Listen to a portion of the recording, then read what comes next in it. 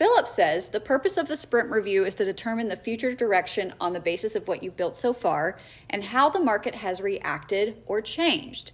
Therefore, what we're talking about here is updating the roadmap for the future. It's super useful if you're actually having those discussions in the sprint review.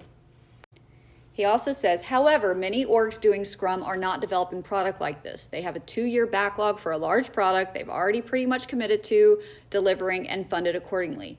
In those situations, the sprint review is really just a team-wide progress report convincing stakeholders that their money is going into actual software. So in those cases, I can completely understand why somebody would think of the sprint review as a waste of time. And I think yes, and.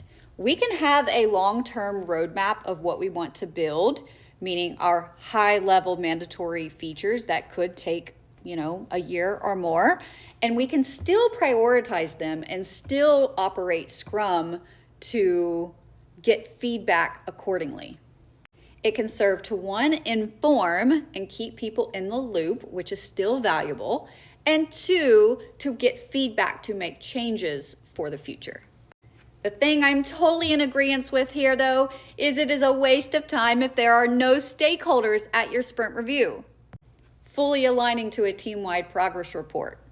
And unless you and your teammates are using what you're building, the feedback is going to be irrelevant without the people in the room that is going to be impacted by our decision making. And Dave followed up and says, I'd argue a sprint review that's hated and thought unnecessary is a good indication of Scrum not practiced here. 1000%.